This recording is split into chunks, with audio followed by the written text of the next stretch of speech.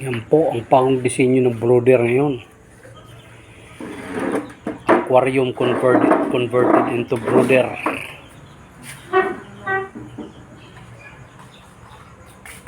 Yan.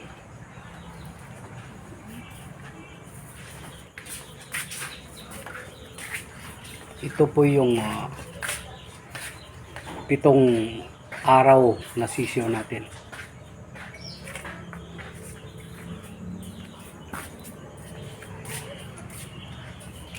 May sarili po silang gauge para at least monitor din natin yung temperature sa loob.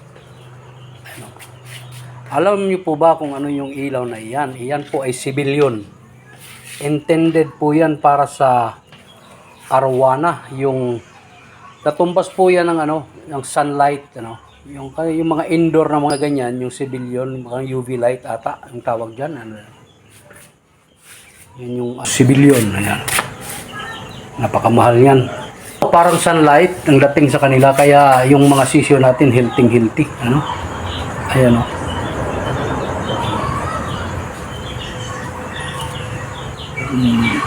So ayan, yan lang muna update natin. Aquarium converted into brooder.